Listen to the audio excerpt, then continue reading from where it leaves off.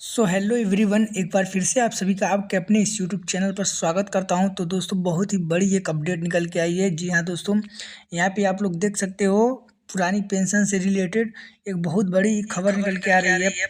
और यहाँ पे आप देख सकते हो, लिखा भी है कि ओपीएस भाजपा के लिए फांस और विपक्ष के लिए आस। मतलब कि अगर यहाँ पे कांग्रेस क्या कर रही है, सभी मतलब सभी राज्यों में यहाँ पे ओपीएस लागू कर रही है, और जबकि ये भाजपा यहाँ पे ओपीएस का नाम तक नहीं ले रही कि लागू किया जाएगा या नहीं, सिर्फ बार बार सुधार करने की बात कर रहा है भाजपा।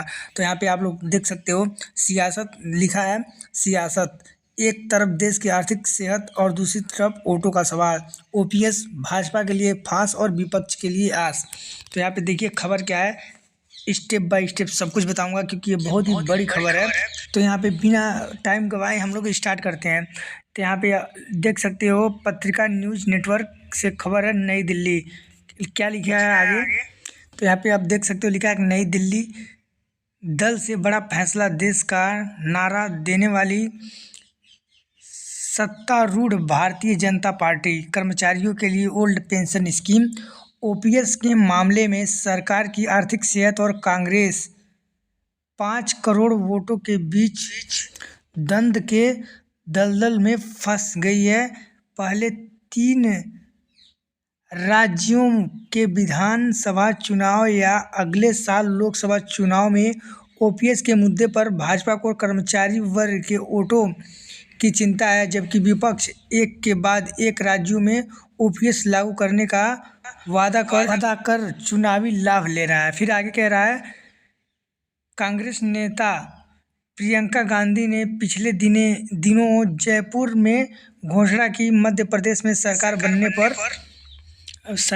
बनने पर यहाँ पे हाँ ओपीएस लागू की जाएगी। भाजपा नेताओं के पास फिलहाल इसका तोड़ नज़र नहीं आ रहा है। माना जा रहा है कि सामाजिक सुधार के नाम पर मुख्य विपक्षी दल कांग्रेस लोकसभा चुनाव 2024 में देश के पुनः ओपीएस लागू करने का वादा कर सकती है। जी हाँ दोस्तों, यहाँ पे कांग्रेस में जैसे मैं बताया कि कांग्रेस हर राज्यों में ओपीएस का वादा कर रही है, और ये भाजपा ओपीएस का वादा नहीं कर रही है। इसलिए इस क्या हो सकता है, इसके गले में फांस पड़ सकता है भाजपा के, क्योंकि ये चुनावी मुद्दा है और 100% ये कायम हो रहा है, और चारों तरफ से आंदोलन कर रहे हैं रेल कर्मचारी। अब देखिए आगे क्या होता है। फिर यहाँ पे क्या लिखा है, ओपीएस लागू करने का वादा कर सकती है। हालांकि रिजर्व बैंक और अर्थशास्त्री ओपीएस पर लौटने को अर्थव्यवस्था और भविष्य की पीढ़ियों पर भारी बोझ मलते हैं। तो यहाँ पे बोला जा रहा है कि अगर ओपीएस लौट आ रहा है तो भारत के मतलब भारत देश पर क्या होगा, अर्थव्यवस्था उसका डाउन हो जाएगा, ये बताया जा रहा है। फिर आगे देखते हैं क्या हो रहा है। यहाँ पे लिखा है, सरकार और भाजपा खोज रही रास्ता। ओपीएस के मुद्दे पर भाजपा बचने का रास्ता खोज रही है कि राज्य व केंद्र सरकारों की आर्थिक सेहत को ज़्यादा नुकसान पहुंचाए बिना न्यू पेंशन स्कीम एनपीएस को ही आकर्षक एवं गारंटी शुदा बनाने का विकल्प अपनाया जाए। यहाँ पे क्या किया जा रहा है, जो एनपीएस है, जो न्यू पेंशन स्कीम है, इसको अब इसमें सुधार करने की मतलब ये लोग सोच रहे हैं कि इसी को सुधार किया जाए, और भाजपा यही चाह रही है।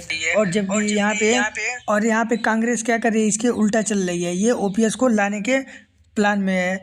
फिर आगे कह रहा है, इसके तहत केंद्र सरकार ने एनपीएस में सुधार के लिए वित्त सचिव टीवी सोमनाथन की अध्यक्षता में कमेटी गठित की है। फिर आगे कह रहा है कि कर्मचारियों के आंदोलन के बाद महाराष्ट्र की शिवसेना भाजपा सरकार ने भी एनपीएस में गारंटी शुदा पेंशन पर विचार के लिए समिति का गठन किया है। विधानसभा चुनाव में हार से पहले कर्नाटक की भाजपा सरकार ने ओपीएस लागू करने पर विचार करने के लिए समिति का गठन किया था, लेकिन इसका लाभ नहीं हुआ और भाजपा सत्ता से बाहर हो गई। तो जी हाँ दोस्तों, यहाँ पे पहले ओपीएस लागू करने का मतलब विचार कर ही रहे थे, तब तक ये क्या हुआ, भाजपा सरकार वहाँ से बाहर हो गई थी। तो अब ये भाजपा सरकार सोच रही है कि यार ये कहीं मेरे गले में फांस ना पड़ जाए, तो इस पर भी वो विचार करने वाली है, लेकिन अभी पूरी तरह कर नहीं रही है और इस पर आंदोलन चल रहा है। फिर आगे देखते हैं आगे क्या कह रहा है। तो यहाँ पे क्या बोल रहा है, अर्थशास्त्री मानते हैं कि भविष्य की पीढ़ियों पर पड़ेगा भारी बोझ। मतलब कि अगर ओपीएस लागू होता है तो अर्थव्यवस्था कुछ खराब हो सकती है, डगमगा सकता है। फिर आगे कह रहा है कि केंद्र सरकार एनपीएस में ही सुधार का कर रही प्रयास। मतलब कि ये एनपीएस में ही कुछ सुधार करने का प्रयास कर रही है। अभी तक ओपीएस पे ये कुछ भी चर्चा नहीं की। फिर आगे कह रहा है कि इन राज्यों में लागू हुई है ओपीएस। तो यहाँ पे आप देख सकते हो कि राजस्थान, हिमाचल प्रदेश, छत्तीसगढ़, पंजाब और झारखंड में ये लागू हो चुका है ओपीएस। लेकिन केंद्र सरकार अभी तक पूरे देश भर में ओपीएस लागू करने पर विचार क्यों नहीं कर रहा, आखिर बात क्या है। फिर आगे देखते हैं। देश में कर्मचारियों की संख्या कितनी है। केंद्र सरकार में 49 लाख है और राज्य सरकार में 1.3 करोड़ है। फिर 5 करोड़ कर्मचारी परिवार और 5 करोड़ कर्मचारी परिवारों के मतदाता हैं। तो इतने लोग हैं। और आप देख सकते हो पेंशन पर, अगर पेंशन लागू किया जा रहा है ओपीएस अगर भविष्य में, तो इस पर क्या होने वाला है। पेंशन पर कुल खर्च देखिए क्या आएगा। जीडीपी का जो है 2.6% जीडीपी का, मतलब 2015 से 16 के अनुसार है। और फिर यहाँ पे केंद्र पे कितना पड़ेगा जीडीपी का, 0.83% केंद्र सरकार पर असर पड़ेगा और मतलब खर्च आएगा। और फिर राज्य पे आएगा आपका 1.73 जीडीपी का। तो यहाँ पे आप लोग देख सकते हो कि पहले क्या इस कौन सी सरकार ने इसको हटाया था, ये पहले आप लोग इस पे सोचिए। तो यहाँ पे भाजपा सरकार ने ओपीएस को हटाया था। अब इस समय ड्रामेबाजी लगा के रख दिया है। इसको ओपीएस नहीं दे, अगर बंद ही करना था तो कम से कम उसमें कुछ सुधार ही कर दिया होता, ताकि आगे के भविष्य के जो कर्मचारी हैं, सरकारी कर्मचारी, वो अपना जीवन आराम से अपना बुढ़ापा गुजार सके। लेकिन ये सरकार उनका पूरी लाइफ खराब कर दिया। फिर आगे देखते हैं क्या करता है। आगे है सामाजिक सुरक्षा का हवाला। तो यहाँ पे देख सकते हो, देश की अर्थव्यवस्था की चिंता करते हुए कांग्रेस नित यूपीए सरकार में तत्कालीन पीएम मोहन ने कहा था कि पेड़ पैसे पे नहीं लगते। लेकिन अब सामाजिक सुरक्षा के नाम कांग्रेस सरकारों की आर्थिक सेहत को दरकिनार कर शासित राज्यों में ओपीएस लागू कर रही है। राजस्थान में गहलोत सरकार ने इसे सबसे पहले लागू किया, बाद में छत्तीसगढ़ व हिमाचल प्रदेश में लागू किया। तो आप देख सकते हो यहाँ पे इन राज्यों में भी ओपीएस लागू हो चुका है।